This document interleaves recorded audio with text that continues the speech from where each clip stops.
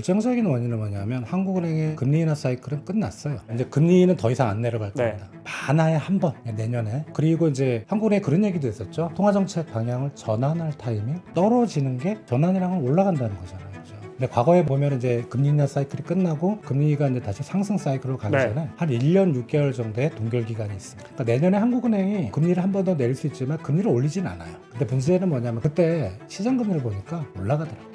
왜? 뒤에 한국은행이 올릴 걸 아니까. 지금 그런 분위기가 시장에서 잡힌다고 저는 생각합니다.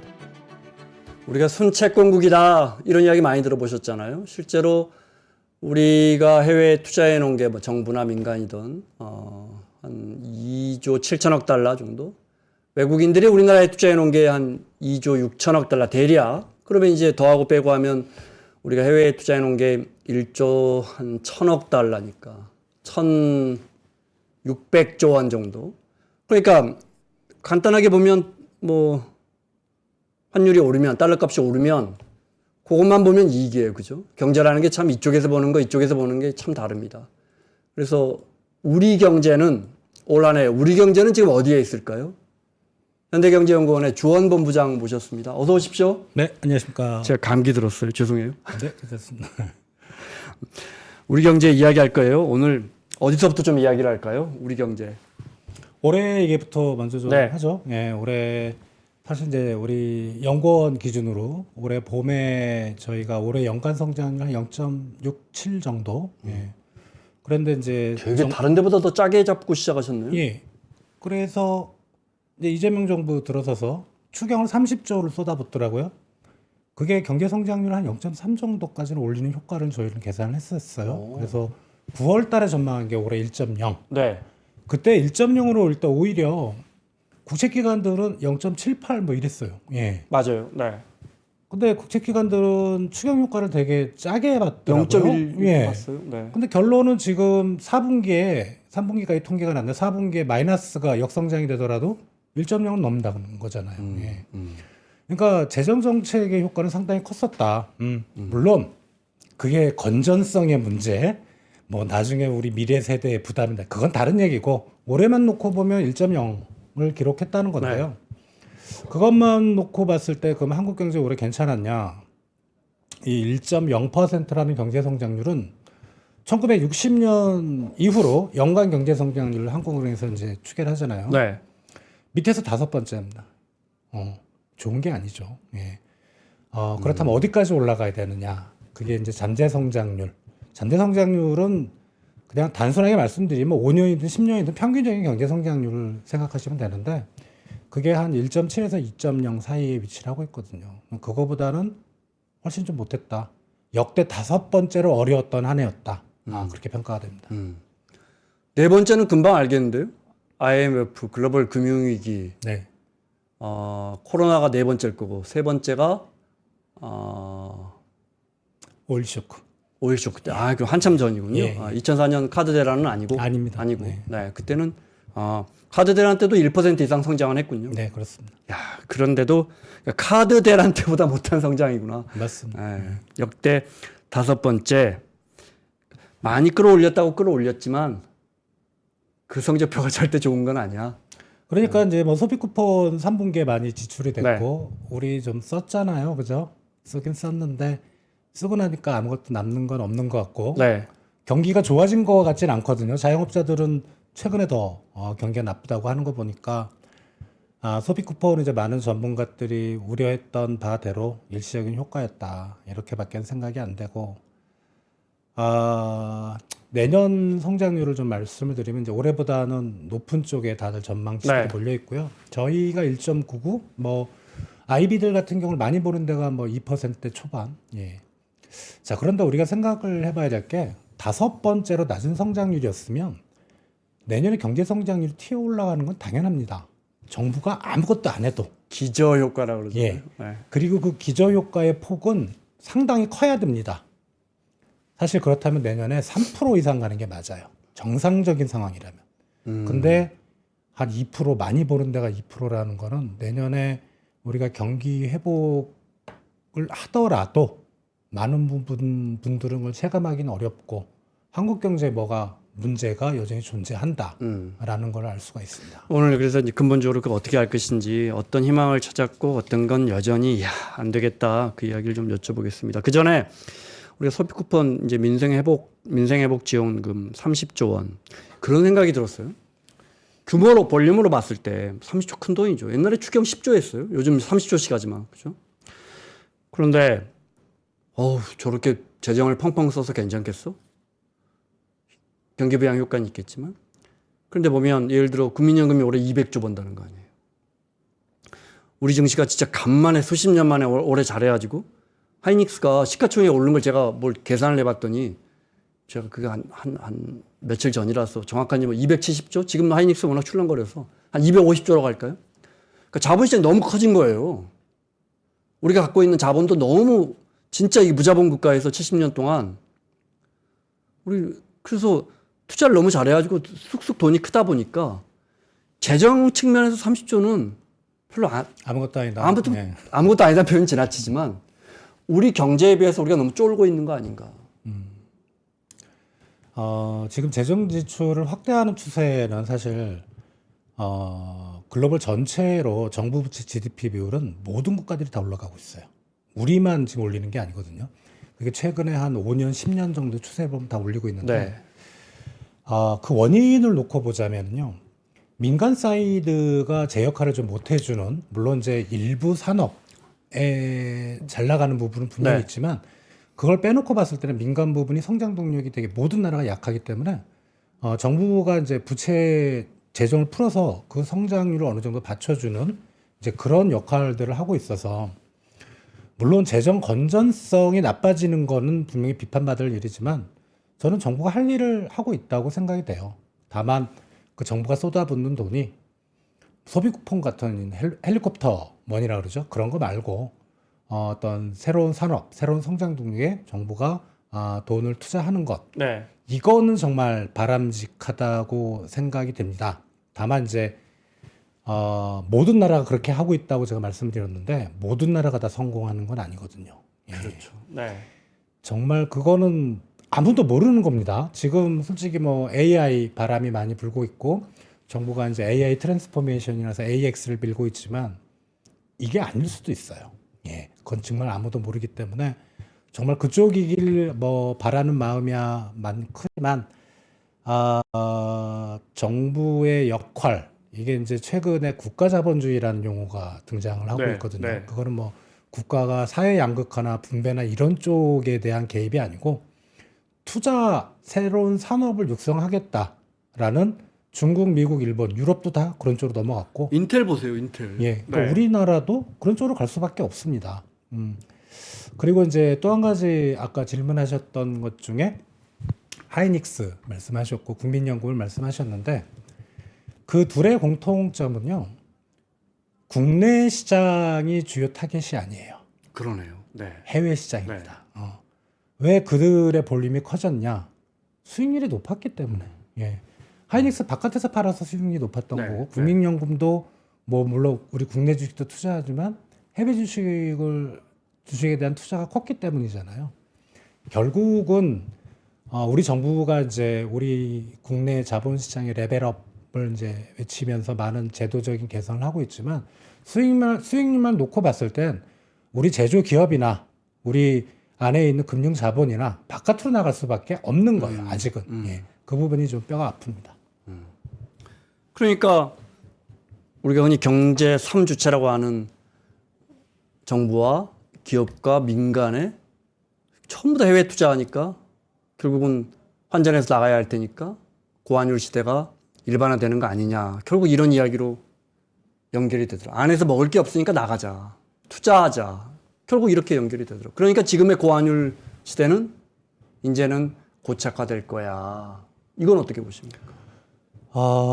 자, 그런 논리는 상당히 설득력이 있어요. 그죠? 뭐 국내 투자할 데도 없고 그럼 뭐 안에서 먹을 게 없습니다. 예.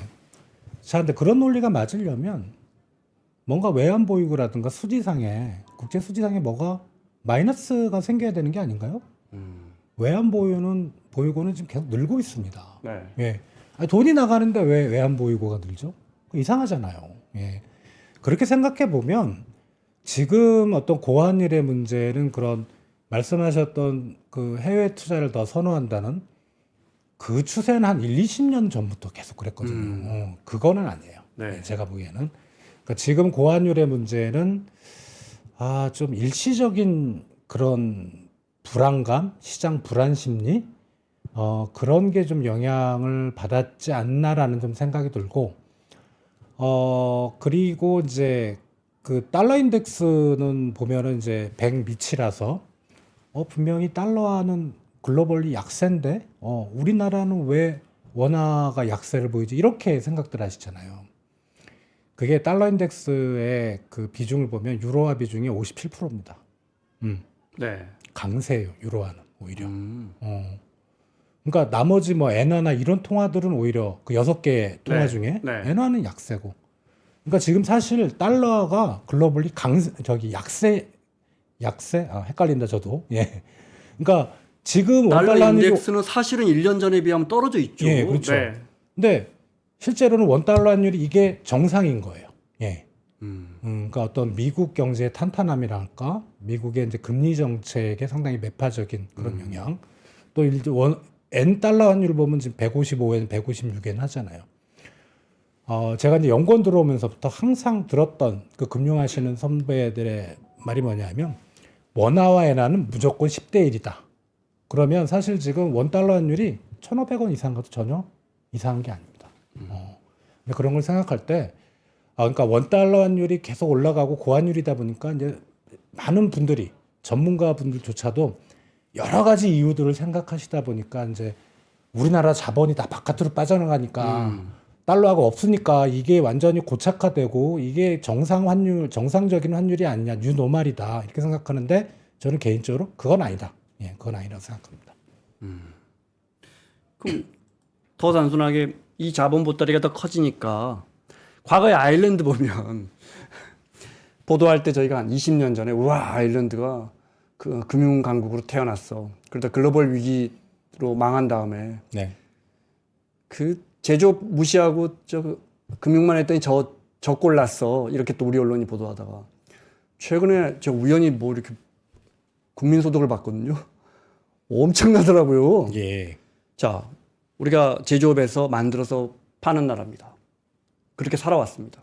그렇게 성장해 왔는데 이쪽에 자본 보따리가 지금 제가 하이닉스나 뭐 극단적인 예를 말씀드렸지만 국민연금 보따리 커졌으면 우리 기업들은 이제 자꾸 해외로 나가려고 그러고 뭐 제조업 우리 인건비도 비싸지고 규제도 많아지고 이거 어떻게 미래 먹거리 뭘로 할 때 우리가 돈이 좀 있으니까 쌓아놓은 자본이 좀 생겼으니까 이걸 투자해서 먹고 사는 거 이건 어떻습니까? 이제 투자라는 게 사실 이제 잠재 성장률과 직결되는 이제 이슈거든요. 네. 그러니까 잠재 성장률을 결정하는 그냥 그 경제 언론에서 하는 경제 성장률 결정 요인은 노동, 자본, 그다음에 TFP 기술 혁신인데 자본이 사실 제일 중요해요. 예. 자, 그런데 사실 지금 보면은 이제 해외 투자가 계속 늘고 있잖아요. 국내 투자는 쪼그라들고 있고. 네. 그게 결국은 잠재 성장률을 떨어뜨리는 요인이라고 이제 많은 분들이 생각을 하는데 꼭 그렇지만은 않다. 제가 보기에는 잠재 성장률이 떨어지는 요인들은 많지만, 근데 말씀하신 이제 그 질문만 국한해서 보면 분명히 우리 쪽에 투자라는 거는 이제 어떻게 보면 기업의 입장에서 미래에 대한 저축이거든요. 그래서 그 투자가 잘 돌고 그러면은 거기서 부가가치를 얻고 그거에 따라서 고용도 유발이 되고 그게 결국 우리 성장률을 높이는 핵심 요인이라고 보는데 자 이렇게 한번 생각해요. 물론 이제 중국 시장이 2000년대 초반에 처음 열렸을 때는 우리 중소기업들이 막 갔잖아요. 네, 그렇죠? 예. 네. 인건비도 싸고. 근데 최근의 모습을 보면 그런 소식을 들은 적이 있으신가요? 그러니까 뭐 중소기업 모르겠는데 중견이나 대기업 중에 우리 국내 공장 없애고 미국 시장으로 다 갔다. 공장이 아예 통째로 이전했다. 그런 소식은 들으신 적이 없잖아요. 거의. 없죠. 우리 뭐 예. 그냥 탑5 정도가 가죠. 예. 네. 그러니까 그 말은 뭐냐면 미국에 투자하고 해외 투자하는 부분들이 국내 투자 여력을 줄여서 나가는 건 아니라는 거죠.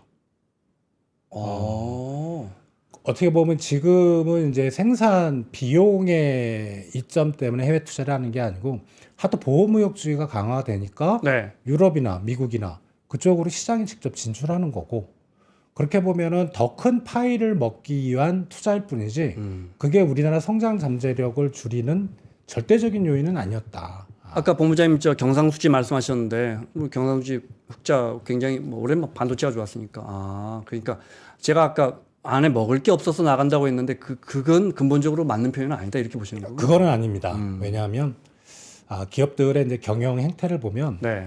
바깥에다 투자하는 게 유리한 부분이 분명히 있어요. 그쪽에 이제 시장에 직접 들어가면 규제도 안 받고 네. 또 어떤 경우는 이제 뭐 신흥국에 가면 생산 비용도 싸고 그러나 한국 사람은 한국 사람과 대화를 해야 뭔가 효율이 있는 거죠.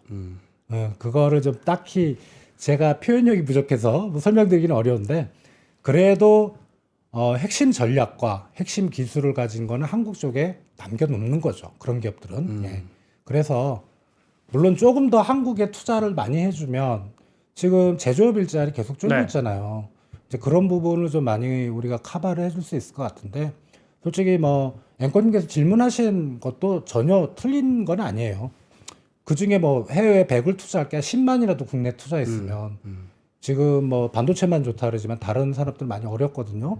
그 사람들이 조금은 괜찮지 않았을까? 저도 그 부분은 제가 여쭤본 건 물론 그 말도 투자라는 게 이제 원론적으로 그런 뜻이지만 자본 투자, 그러니까 속된 말로 돈놀이 이 판이 너무 커져서 우리도 좀 이쪽에 비중을 키우면 우리가 100조짜리 기업을 만들지 말고 저쪽에 1000조짜리 기업이 있으면 올라타는 건 어떠냐 이걸 여쭤보는 거예요. 그거 할 수 있으면 하는 거죠. 국민연금 그래서 지금 이제 하고 있잖아요. 국민연금이 어찌어찌 하다 보니까 정말 커졌고 수익률도 좋아졌는데 네. 150조 국민 성장 펀드 같은 거 그걸 말씀드리는 거예요. 근데 이제 150조 보면은 이렇게 산업별로도 좀 네. 세분화돼 있고 투자 방식도 뭐 직접 투자 있고 간접 투자 있고 뭐 이런 게 있어. 규모가 150조 토탈 모아보니까 엄청난 것 같은데 사실 그렇게 쪼개다 보면 말씀하신 그러니까 그런 데다가 해외 어떤 진짜 뭐 해외 기업이든 어떤 해외 쪽에 성장 동력이 있을 때 그냥 몰빵을 한다는 그런 말씀이잖아요. 그 규모는 안 될 것 같아요. 그래서 그런 걸 하려면은 이제 그 일본 같은 케이스가 이제 뭐 손정희 펀드라고 그런 네. 그 민간의 펀드가 대규모로 크게 운영되잖아요. 그런 그 시장들은. 그래서 우리도 그런 쪽의 펀드가 좀 필요하지 않을까. 그리고 그게 이제 미국에서 우리한테 계속 뭐 미국에 투자하라는 것도 일본은 이제 그런 펀드들이 중심돼서 나가거든요. 네, 네. 그리고 뭐 이토츠 상사라든가 상사 쪽에서도 펀드를 만들어 나가고. 그래서 우리는 그런 게 상당히 좀 약한 것 같아요. 민간 부분의 어떤 펀드 이야기라 할까. 네. 그런 부분이 아쉽긴 합니다. 네. 일본은 제가 오프닝부터 굉장히 뭐 곳간에 돈 좀 있는 것처럼 말했지만 일본은 우리보다 뭐 3배, 4배 있으니까 네. 아무래도 그런 게 더 낫지 않을까. 그래서 우리가 이제 오늘 주원 본부장님과 우리 경제 어디까지 와 있나 이걸 정리하고 있는데 우리 산업 중에 이제 제일 힘든 거 꼽아봐라면 뭐 정유, 철강, 네. 나머지 근데 많은 조선이나 이런 부분에서 네. 올 한 해 예. 제가 너무 긍정회로인가요? 야 이런 것 좀 하면 되겠는데? 라고 오히려 저는 개인적으로 약간 좀 방향성이 보인다. AI 쪽으로 그냥 어떻게 하면 저 생태계에서 우리가 먹을 게 좀 있지 않겠어? 덩치가 크니까 좀 뭔가 선명해지는 그런 한 해였다. 어떻게 보세요? 일단 정유 산업은 손해 보는 적이 없어요. 그냥 그 원유를 수입해서 그냥 주유소에다 가격을 팔면 되고 말씀하신 게 아마 석유화학 산업이겠죠. 네. 어려워요. 예. 지금 그 석유화학 산업의 그 생산 컵회를 많이 줄여야 되고요. 한 절반 3분의 1까지 줄여야 되고 지금 이미 꾸준히 하고 들어가 있죠. 있잖아요. 네. 그리고 철강은 진짜 어렵습니다. 예, 철강은 좀 유럽 쪽으로도 막혔고 중국은 아예 못 들어가요. 거기서 막는 게 아니고 중국 시장에서 철강 수요는 주로 이제 어떻게 보면은 건설업인데 중국 건설업 좀 망했잖아요. 네. 그리고 중국의 철강 쪽의 조광 생산량이 글로벌 시장의 마켓 시어의 53%거든요. 거기도 이미 기업들 많아요. 우리 기업들이 들어갈 수도 없고, 자, 미국 쪽은 막혔고, 그래서 석유하고 철강이 제일 어려울 것 같고요. 조선업은 저도 아직은 이제 데이터로 더 확인을 해봐야 되는데 해운 경기가 엄청나게 좀 나빠지고 있다는 소문 들립니다. 이유는 뭐냐면 그동안에 이제 코로나 거치면서 우리 해운 경기 엄청 좋았었나요? 그러니까 신조 발주량 새롭게 건조돼서 그 공급되는 그 선봉량이라거든요. 그게 물량이 막 나오고 있대요. 그래서 운임 단가가 많이 떨어지고 있고 네. 결국은 이게 조선업으로 이어져서 이제 조선업의 그 호황도 끝나가는 게 아닌가. 올해까지는 좋았지만 그 말씀하셨던 이제 산업 중에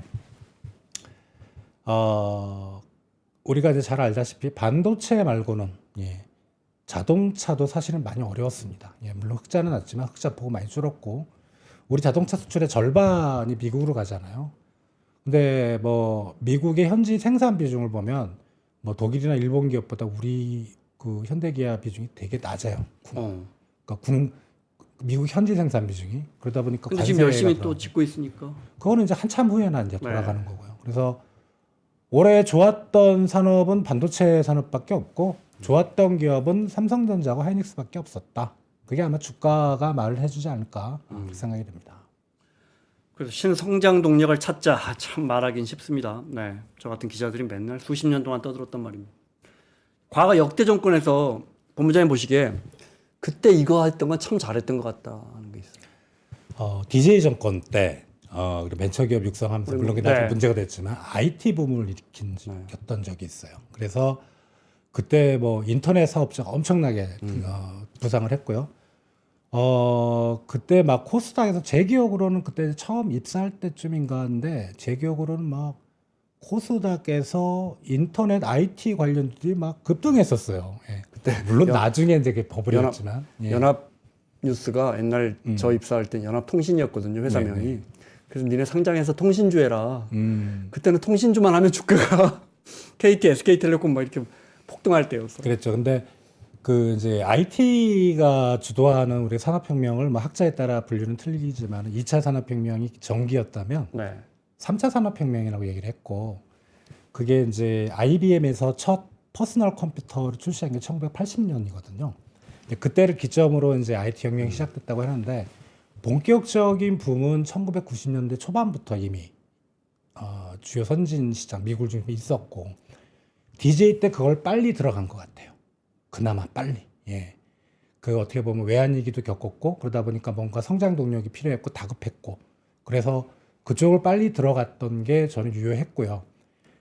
그걸 가지고 아직까지 저희가 먹고 사는 것 같아요. 그래서 지금 이제 4차 산업혁명을 AI라고 한다면 지금 뭐 이재명 정부도 그때를 생각하고 빨리 들어가자라고 이제 그거를 국정과제로 올리고 추진을 하고 있는데 솔직히 저는 150조 성장 펀드로는 부족한 것 같아요. 예, 그게 뭐 정부 반 민간 반이라고 하지만 그게 성공하려면 진짜 어마어마한 자금과 그런 시간이 들어가야 되고 그거는 우리 정부나 우리 기업들의 힘만으로는 부족합니다.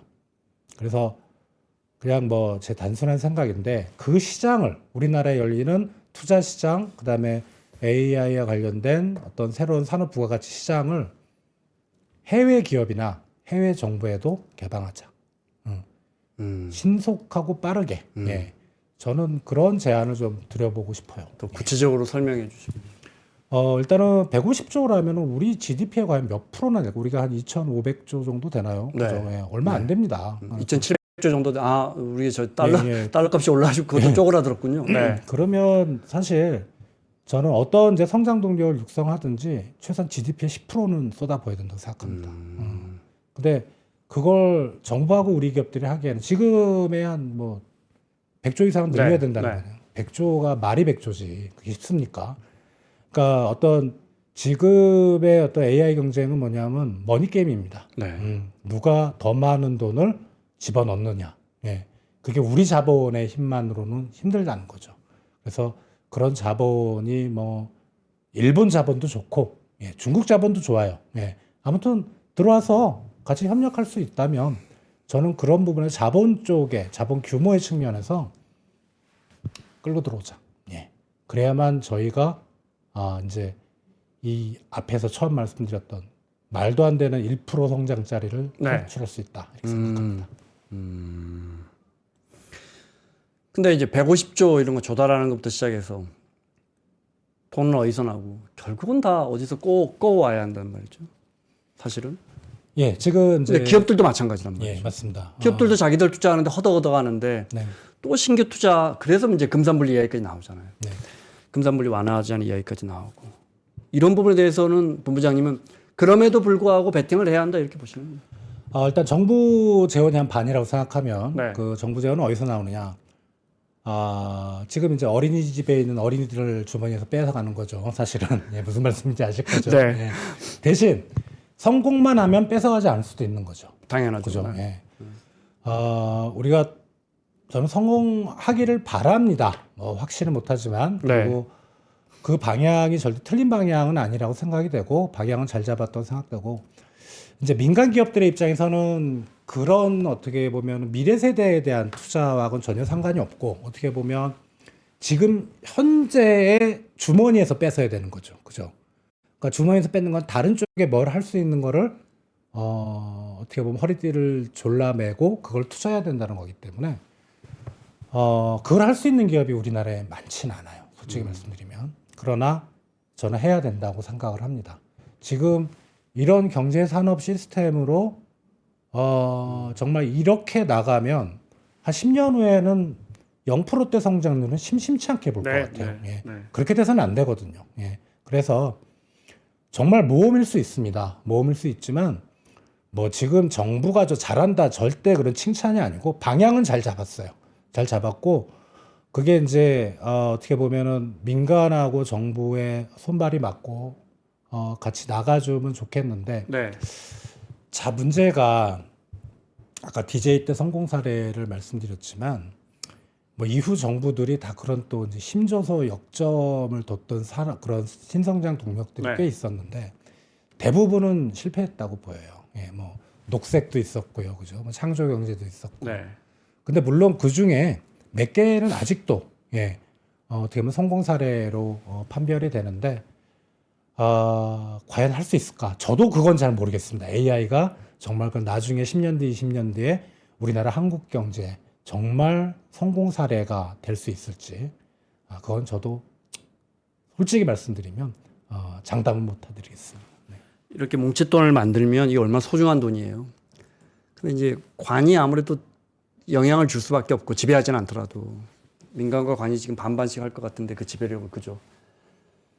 그러면 꼭 뒤에 보면 아까 제일 처음에 본부장님 말씀하셨던 것처럼 배터리에는 2조 7천억, 뭐 규정은 어디에는 4조 7천억, 뭐 이렇게 하면 왜냐하면 그분들 입장에서는 리스크를 좀 덜려면 국민연금이 해둔 포트폴리오를 좀 베낀다든지 이렇게 또 산업의 형평성도 있잖아요. 기업마다 어떤 기업은 석유화하고 어떤 기업은 반도체 하는데 어떤 사람은 배터리하고 LG는 배터리 하는데 그럼 반도체만 해주면 LG는 좀 손해 보잖아요. 이런 부분들 때문에 결국은 공산당식으로 이렇게 되지 않을까. 그게 이제 백과사전식이라 그러죠. 네. 네. 그러면 효과가 안 나요. 그러니까요. 그러니까 150조를 저는 AI에다 쏟아부어야 된다고 생각합니다. 정말로. 네. 그런데 이제 말씀하셨다시피 네. 정부는 그런 정책을 나중에 잘못됐으면 누군가 책임을 져야 됩니다. 그러니까. 담당자들이 그렇게 못하죠. 예, 그렇게 못하는데 지금은 아까 머니 게임이라고 말씀드렸잖아요. AI의 경쟁력은 어느 나라, 어느 기업이 더 많은 돈을 쏟아붓느냐. 그게 나중에는 그 순위를 결정하게 되는 거거든요. 그래서 저는 다 쏟아부어야 된다고 생각을 해요. 뭐 배터리 중요하지만 미래의 어떤 경제를 이끄는 힘은 AI라고 생각합니다. 근데 개인적으로는 AI에 대해서는 아직 좀 회의적인 감정이 좀 있긴 해요. 예, 있긴 하지만 그래도 흘러가는 분위기라든가 산업 구조들이 따라 움직이고 민간 기업들이 반응하는 거 보면 AI가 전혀 허무맹랑한 얘기는 아니고 오히려 90년대 우리가 IT를 잡았던 것처럼 지금은 AI를 잡아야 된다 이렇게 생각을 합니다. 그 AI 안에서도 우리가 또 이제 워낙에 이제 거대한 신산업이 만들어지고 있어서 우리가 이제 뭐 거대 언어 모델 얼마 전에 보니까 우리 언어 모델 AI는 수능 수학 풀었더니 20점 30점 맞았다는 거. 챗GPT나 뭐 제미나이 이런 건 70점 80점 맞았는데 야 이거 빨리 해야겠다. 뭐. 그다음에 뭐 데이터 센터 부분도 있을 것이고 에너지 부분도 있을 것이고 우리가 잘하는 것만 하는 게 낫지 않아요? 이런 부분도 사실은. 그 이제 그 AI 생태계에서. 반도체 이제 그거는 사실 우리가 이제 반도체 산업을 얘기할 때 우리는 왜 비메모리 반도체를 못 갔을까? CPU. 네. 메모리 반도체는 그렇게 잘하는데 그렇다면 AI 반도체는 저는 포기해야 되는 게 맞습니다.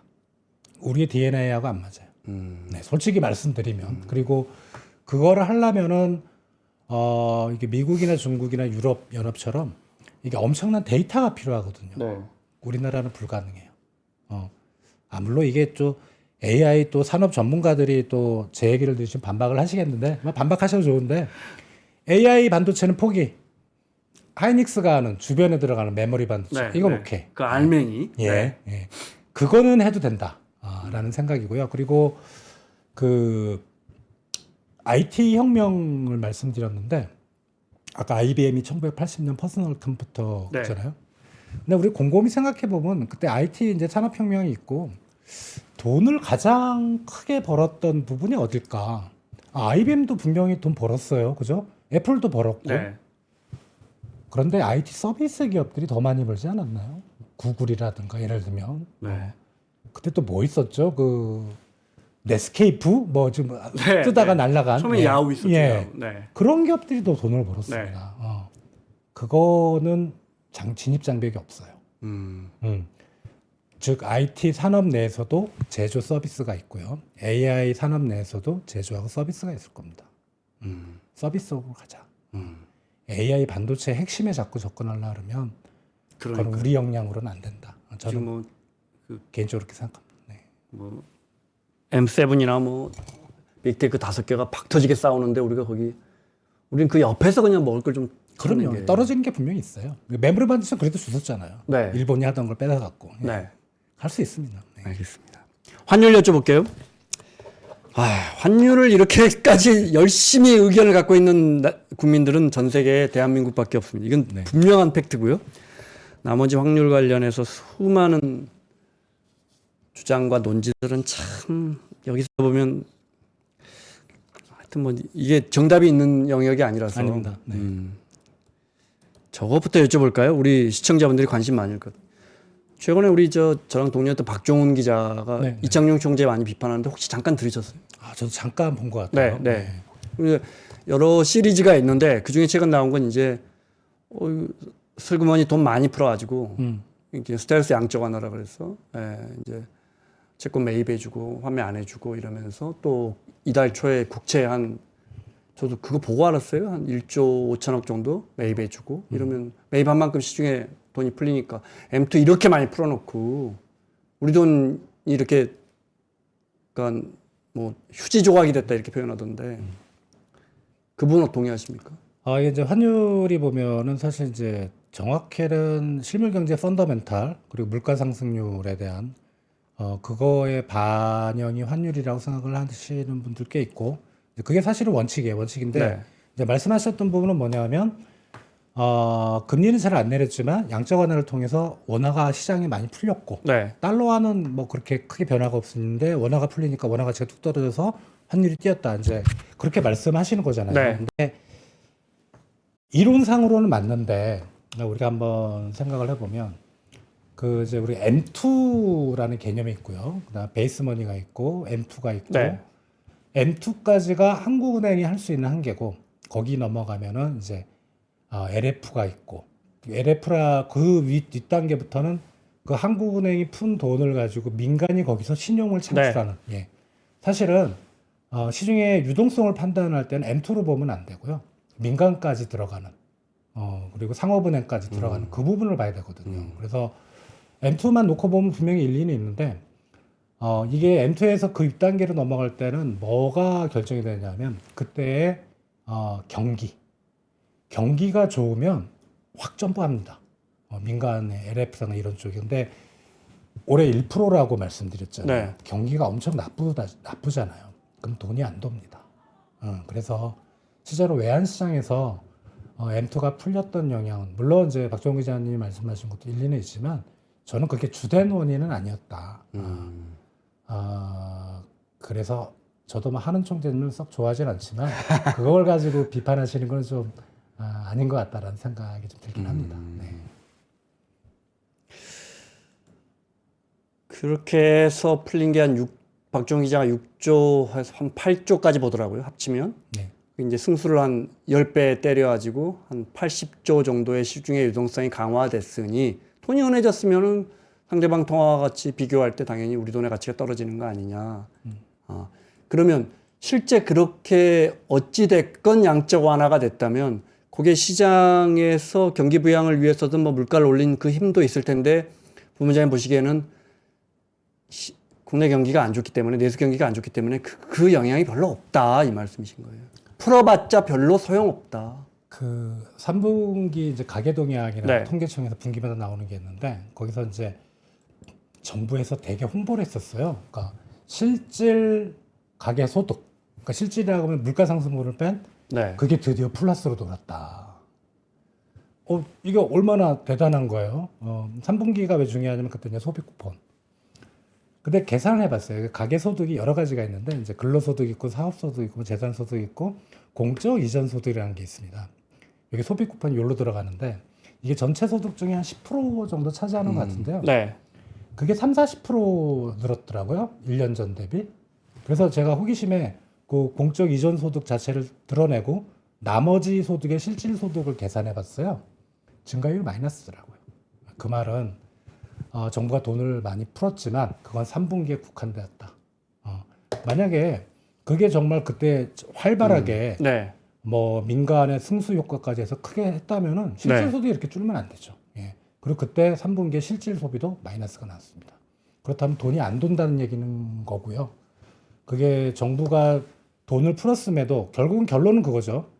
일시적인 효과는 있었지만 실제로 경기에 큰 영향 못 줬고 그게 또 말씀하셨던 환율에도 영향을 못 줬던 것 같다. 네. 그 생각이 됩니다. 그만큼 영향을 안 줬을 것이다. 네.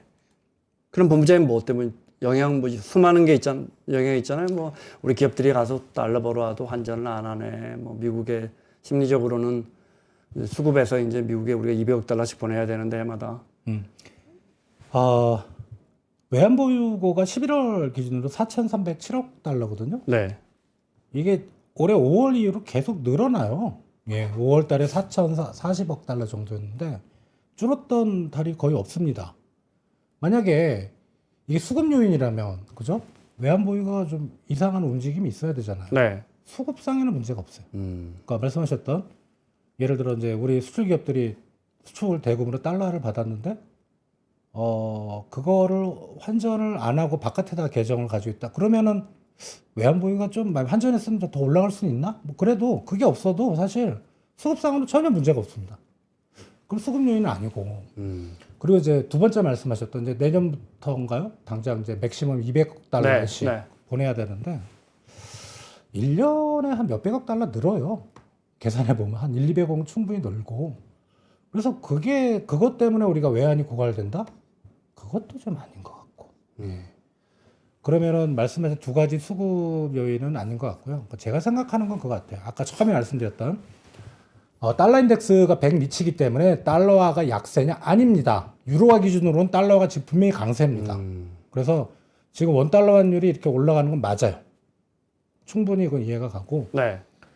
그러니까 달러가 강세니까 우리께 내려갔다. 네. 그래서 고환율이다. 네, 그건 맞고요. 그 엔화 쪽 얘기를 또 말씀을 드리는데 이제 155, 6엔 정도 달러당 가고 있는데 최근에 이제 거기 이제 그 총리가 새로 들어서는 바람에 뭐 금리를 인상하면 안 된다 어쩌고저쩌고 했는데 아마 오늘 내일 일본은행이 금리를 올릴 것 같죠. 네. 예. 네. 내년에도 더 올릴 것 같습니다. 그러니까 실질 금리, 그러니까 성장과 그 다음에 물가에 자극을 주지 않는 진짜 안정적인 금리가 지금보다 한 1.5%포인트는 더 올라가야 돼요. 그럼 내년에도 일본은행은 그렇게 가기 쉽고, 네. 그러면 엔화는 강세를 보일 가능성이 있고, 네. 아까 원화와 엔화의 동조화, 그러면 이제 원화도 강세를 보일 가능성이 있어서 어쩌면 지금 환율 수준이 최고 높을 수가 있는데 네. 여기서 이제 내년 전망을 말씀드리라고 한다면 자 1년 전에 저를 포함해서 솔직하게 말씀드릴게요. 지금 이 환율 수준을 전망한 사람 못 봤습니다. 네. 못 네. 봤습니다. 예. 네. 대부분 이거보다 상당히 좀 낮게 뭐 1,400원대 초중반 네. 또 좀 더 그 좀 진보적으로 보시는 분들은 한 1,300원대 후반까지도 우리 보셨거든요. 예전 기준으로 보면 나라 망한다 그랬죠. 네. 그런데 이제 지금의 환율 수준이 우리나라의 펀더멘트를 너무 좀 뭐랄까 평가절하한 수준이라고 생각이 되고 다만 이게 1,500원을 넘을 거냐 이거는 제가 한 가지 좀 불안한 부분이 있는데 내년 1분기가 좀 우려가 돼요. 왜냐하면 1분기에 이 수급 요인이 갑자기 그냥 그 1분기에는 원래 그렇거든요. 왜냐하면 1월 달에 무역 수지나 경상 수지가 12월 달보다 흑자 규모가 확 줄거나 어떨 때는 마이너스로 돕니다. 1월은 원래 네, 그래요. 네. 예, 예. 그리고 3월, 4월이 어떤 게 있냐면 이게 주요 이제 글로벌 기업들이 회계 연도 끝나는 게 3월이나 4월이에요. 그러면 여기에 예를 들어 우리 외국 기업들이 들어와 있으면 본국으로 송금을 해버립니다. 그때가 항상 외환 시장이 불안하더라고요. 그래서 그때 만약에 우리가 대응을 잘못하면 1,500원을 넘길 수도 있지 않을까라는 생각인데 저는 그게 최고점이라고 봅니다. 그 이후로는 네. 안정될 거로 저는 생각을 합니다. 1월 넘어가면 안정될 가능성이 높다. 근데 3, 4월까지도 네. 좀 불안합니다. 네. 근본적으로 환율이라는 게 그 나라의 돈의 가치라는 게 그 나라의 매력 같은 거잖아요. 네. 그 나라 제품을 사는 거, 그 나라 관광 가서 구경 가는 거, 그 나라에 가서 맛있는 거 사 먹는 거, 뭐 그 나라 가서 공부하는 거, 그 나라 집 사는 거, 그 나라의 예쁜 빌딩에 투자하는 거, 주식 사는 거, 뭐 이런 거 있잖아요. 근본적으로 한국 경제의 이런 매력 요인들이 과거보다 떨어졌기 때문에 원화 가치가 떨어진다 이 말은 어떻게 보세요? 그거를 지금 환율 외국인 입장에서 지금 환율에 들어오는 게 유리할 것 같거든요. 예, 높잖아요. 네. 네. 1,000원일 때 들어온 거야. 1,500원일 때 들어온 거는 벌써 50%를 먹고 들어가니까. 근데 환율이라는 건 어떻게 보면은 그 두 개의 시장의 부족함과 그다음에 지나침을 조정하는 가격 변수거든요. 지금 1,400원대 후반의 환율은 사실 우리가 혹하지만 자연스러운 현상일 수도 있습니다. 뭔가 우리나라의 뭔가 모자란 부분을 채워주는 거거든요. 다만 이제 미국에 여행을 간다든가 저 직원 중에 하나도 최근에 이제 신혼여행을 미국에 하와이로 갔는데 부자인가 봐요. 그 환율을 간다고 어떻게 요즘 갔지? 젊은 분들은 다 가요. 그런가요? 우리만 못 가요. 우리만. 그런가요? 네. 그리고 미국에 유학 보내신 이제 제 또래 네. 친구들 보면 상당히 힘들어요. 죽어나가고 있습니다. 제 주위에. 네. 그런 부분은 상당히 어렵지만 그 환율이 뭐냐면 오히려 바깥으로 우리 이제 이게 개인의 입장, 국민들의 입장에서 보면 상당히 고난스럽지만 지금 환율이 그렇게 바깥으로 나가는 돈을 막아주는 효과도 있는 거예요.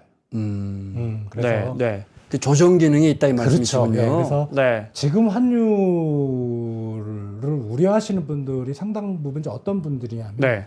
저같이 이제 저는 외환위기 때 주식시장에 있었기 때문에 환율이 700원에서 2,000원까지 뛰는 걸 봤거든요. 네, 네. 1, 2년 사이에. 98년에. 네. 한국 경제가 뭐가 좀 문제가 있는 거 아닌가. 그렇게 생각을 하시고 제가 이제 아는 지인이 어떻게 보면 이제 뭐 아주 큰 기업은 아니지만 그 기업에 이 재무 담당을 하시는 분인데 자기 딴에는 지금보다 좀 더 올라갈 수 있지만 지금 환율이 고환율이기 때문에 지금 달러화를 사거나 하는 거는 나중에 손해가 될 것 같아. 네, 네. 그렇게 저한테 말씀하시고 그래서 지금 달러화를 매입하지 말고 그러니까 수익 기업이에요. 뭐 하지 말자고 그 위에 이제 대표님한테 말씀을 드렸더니 대표님 연세가 한 60대. 네. 정확히 외환위기 때 고통을 받으실 분. 시끄러워. 달러 빨리 사. 그런 거예요. 그러니까 나 이해돼요. 예, 시장의 불안 심리라고 네, 할까? 네, 그게 이해돼요. 오히려 지금 외환 시장을 올리는 효과가 좀 크지 않나 그런 생각도 좀 있습니다. 있는 거 안 팔고 더 사고 예, 달러를. 그렇죠. 예. 이해됩니다. 근데 그때보다 훨씬 부자인데 우리. 부자긴 하지만 네. 부자들이 오히려 10원, 20원에 민감합니다. 네. 그러니까 그런 심리까지도 영향을 준다. 네. 지금의 고환율이. 그렇죠. 전반적으로는 그러면 본부장님 말씀하시는 건 지나치게 높아 이렇게 느껴지는데요. 그렇죠. 예. 근데 이게 몇 달 후에 1,500원, 1,600원 가면 제가 드릴 수가 있는데 괜찮아. 네. 지금 제가 가지고 있는 기준 하에서는 너무 높다. 네, 그렇게 생각이 됩니다. 이거 안 여쭤볼 수가 없는데요. 재미삼아 서학개미가 올리는 비중. 그건 말도 안 되는 얘기고요. 근데 제가 볼 때 제가 이창용 총재 뭐 실드 칠 이유는 없는데 이 예. 총재도 그런 것들이 있는데 오히려 저는 그 문맥을 쿨하잖아요라고 하듯 걱정된다 이 말은 제가 듣기로는 지나치게 이게 밸류에이션 뭐 주가가 단기간에 많이 올랐는데 단기간이 아니죠. 장기간 동안 계속 올랐는데 미증시가 이건 너무 겁없이 달라드는 거 아니야? 저는 이렇게 느꼈거든요. 그것 때문에 서학개미들 때문에 환율이 다 오른다고 그런 표현은 아니었던 것 같아요. 그렇죠. 네. 이제 기자분들이 그러니까 그 부분만 잘라서 쓰는 것 같아요. 했겠죠. 네. 뭐 총재님이 그런 말씀 하셨겠어요. 미국 주식시장이 계속 사상 최고치니까 분명히 이제 그런 생각들이 있을 거고, 근데 저도 좀 과도하게 올랐다고는 생각이 돼요. 산이 높으면 골이 깊은 거죠. 언젠가는 조정을 받을 텐데, 다만 주식시장에 대해서 함부로 예단하기는 어려운 거죠. 그럼요. 오히려 우리 이제 지금 정부 들어서면서 우리 주식시장 올라간다. 뭐 그때 어느 분이 5천까지 간다 그랬나? 최근에 증권사에서 뭐 6천, 7천 얘기도 하는데 절대 그렇게 함부로 주식시장을 뭐 올라간다, 떨어진다 말씀하시면 안 되는 게, 솔직히 말씀드리면 저 외환위기 때 학부 졸업하고 연구원 들어오기 훨씬 전인데 증권회사에 있었어요. 네. 저는 주식시장의 무서움을 누구보다 압니다. 왜냐하면 그때 지금도 그렇지만 신용거래, 레버리지를 해서 뭐 증거금 40% 잡고, 그래서 뭐 증거금보다 만약에 이게 비율이 떨어지면 뭐 3영업일 내에 그 투자한 사람이 돈을 메꿔야 되고, 안 그러면 반대매망, 지금도 그러잖아요. 근데 그게 보통은 그런 일이 안 발생하는데 그때는 주가 지수가 꽂혀 내려가서 그 2, 3일 동안에 아예 증거금이 사라져요. 그러면 이제 증권회사는 돈 받을 수가 없잖아요. 네. 제가 한 일이 뭐냐. 그런 분들 가압류하러 다녔어요, 법원에. 아이고. 그리고 솔직히 말씀드리면 그때 자살하신 분들도 꽤 있었어요. 네. 저는 주식시장의 무서움을 누구보다 압니다. 그리고 결론적으로 제가 다니던 증권회사는 그때 망했습니다. 몇 개 안 되죠. 그거 어디라고 말씀을 안 드리겠는데. 그래서 저는 주식의 무서움을 누군보다 잘 알고 있기 때문에 주식시장에 대해서 올라간다, 조정한다, 이거 함부로 예단하시면 절대 안 됩니다. 하는 총재의 발언도 어떤 서학개미 비중이 그렇게 많지 않다는 건 뭐 당연히 동의하신. 당연하죠. 그게 말이 안 되는 거죠, 그거는. 듣는 서학개미들 너무 억울해가지고. 그때 뭐 난리가 났었어요. 그거 말도 안 되는 겁니다. 네. 글로벌 금융위기 때 아니다. IT 버블 미국에서 무너질 때 2000년, 2001년, 2002년에 무너질 때 지금 본부장님 말씀하신 것처럼 제가 어디서 책을 봤는데 그때 막 들어온 펀드 매니저들이 정말 무섭게 샀대요. 그래서 손실률 보니까 젊은 친구들이 훨씬 손실을 많이 본 거예요. 그런데 이게 또 어떤 현상으로 이루어지냐. 이렇게 한번 손실을 본 친구들이 딱 그때 진짜 본부장님처럼 그 다음에 진짜 주식이 회복 때 수익률도 보면 굉장히 낮은 거야. 한번 대인 다음에 맞습니다. 정작 오랫동안 시장을 지켜본 사람들은 왕창 무너졌지. 이제 들어갈 때 하고 그때가 들어갈 딱 때. 들어가야 되는데 젊은 들어가는 친구들은 뭐 이렇게 IT 주식들 막 사서 막 오르고 노래 부르고 있다가 그냥 완전히 붕괴된 다음에 무서워서 못 들어가는 그랬던 그 통계를 제가 어디서 책에서 본 적이 있었는데 시간이 한 5분밖에 안 남았는데 금리 이야기로 마무리를 할까요? 금리는 이제 2번 내렸는데 네. 미국과의 금리차 이야기 이것 때문에 또 환율 이야기도 나오고 무엇보다도 진짜로 이게 중요한 문제인데 금리 2번이나 내렸는데 몇 달 사이에 지금 우리 10년물 금리 국고채 금리는 3.4던가요? 제가 정확히 안 봤어요. 네. 이건 어떻게 봐야 돼요? 일단 미국 쪽의 영향도 좀 큰 것 같고 미국 국채 금리도 올라가고 있으니까. 근데 결정적인 원인은 뭐냐면 한국은행의 금리 인하 사이클은 끝났어요. 끝났어요. 네. 제가 보기엔 그렇고 효과 끝 이제. 이제 금리는 더 이상 안 내려갈 네. 겁니다. 만화에 한 번, 내년에. 그리고 이제 한국은행에 그런 얘기도 있었죠. 통화정책 방향을 전환할 타이밍, 뭐 그런 것도 얘기를 했잖아요. 네. 그 말이 문제가 됐잖아요. 네. 떨어지는 게 전환이랑은 올라간다는 거잖아요, 그죠? 근데 과거에 보면 이제 금리 인하 사이클이 끝나고 금리가 이제 다시 상승 사이클로 가기 네. 전에 한 1년 6개월 정도의 동결 기간이 있습니다. Change the direction 뭐라고 하셨던 예. 것 같아요. 네. 그 기간이 내년에 그게 걸리잖아요. 그러니까 내년에 한국은행이 뭐 금리를 한 번 더 내릴 수 있지만 금리를 올리진 않아요. 근데 문제는 뭐냐면 그때 시장 금리를 보니까 올라가더라고요. 왜? 뒤에 한국은행이 올릴 걸 아니까. 지금 그런 분위기가 시장에서 잡힌다고 저는 생각합니다. 예. 이런 게 경기 발목을 잡는 거죠.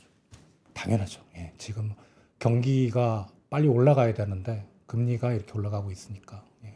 당연히 투자하고 소비 심리는 악영. 마무리 말씀으로 어떻게 해야 할까요? 내년 우리 경제. 네. 참 금리 내려도 미국도 마찬가지지만 시중 금리도 안 내려가고 환율은 매우 높고요. 네. 참 그 방법을 하면 제가 이제 기재부에 들어가 있을 텐데 항상 기본을 중요시하자. 경기 회복은 소비 쿠폰도 분명히 좋아요. 예, 그런 것도 일시적인 효과도 있긴 하지만 기본은 투자입니다. 뭐 해외 나가겠다는 걸 막으라는 얘기가 아니고 네. 국내에서 기업들이 투자에 어떤 의욕이 생긴다면 고용부터 시작해서 경기부터 시작해서 금리까지 다 모든 환율까지도 해결될 수 있거든요. 네. 그러니까 시장 규제 완화. 예. 그게 매 새로운 정부마다 시장 규제 완화하자고 모두 외쳤지만 결국은 좀 하다 말았어요. 예. 제발 이번 정부에서는 이번 정부도 시장 규제 완화하겠다 그러잖아요. 좀 빠르게 기업들의 투자 의욕을 복돋아줄 수 있는 그런 좀 정책. 그게 한국 경제를 살리는 저는 기본이라고 생각합니다. 그리고 국민성장펀드 할 거면 확실하게 몇 군데 몰아주자. 몰빵하자. 예, 몇 군데가 아니고 저는 한 군데 몰빵하자. 예. 알겠습니다. 우리 저 MSCI 선진국 그거 언제 결정나요? 12월 아니었어요? 제가 잘못 알고 있었나? 내년 4월인데 근데 이게 내년? 단계적으로 뭐가 좀 있다 그래요. 아니 그래서 제가 국제주수 말고 국제주수 우리가 들어가는 건 결정이 됐고 편입되는 건 결정됐고 들어가는 시점이 내년 4월인 내년 4월로 저는 알고 네. 있는데. MSCI 선진국 지수 여쭤본 거예요. 아 그래요. 네. 그건 언제인지 저도 모르겠네. 그 근데 제가 아마 들어가긴 들어갈 것 같아요. 그러니까요. 그거 들어가면 환율에 좀 영향을 안정적인 영향을 줄 수 아니 있을 우리 것 같아요. 3%의 저 중시 투자자들 입장에서는 그건 굉장한 관심사거든요. 도대체 언제부터 된다. 그건 그쪽 마음이니까요. 네. 모르겠습니다. 마무리하겠습니다. 자, 현대경제연구원의 주원 본부장과 함께했습니다. 오늘 말씀 고맙습니다. 감사합니다. 2026년 준비되셨나요? 새해에는 투자 수익도 삶의 방향도 180도 바꾸고 싶다면 지금이 바로 그 순간입니다. 스타트 2026 위크 1 12월 13일 토요일 최장기 베스트셀러 돈의 속성의 저자이자 스노우폭스 창립자인 김승호 회장이 단 하나의 질문을 던집니다.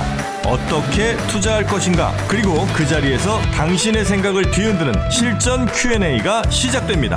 위크 2 12월 21일 일요일 저속노화의 정희원 소장 그리고 3프로TV 구독자가 사랑한 투자 전문가 윤지호 대표와 안유화 원장 여기에 데이터로 세상을 읽는 송기령 작가까지 인생 건강 투자 그리고 한국 사회 2026년을 관통할 모든 이야기가 단 하루에 압축됩니다. 얼리버드 마감 전에 위즈덤 칼리지 2026학년도 입학 등록만 하시면 이 모든 강연에 무료로 참여하실 수 있습니다. 하지만 좌석이 한정돼 있어 등록 순서대로 선착순 마감됩니다. 지금 바로 망설이지 말고 영상 아래 링크에서 확인하세요.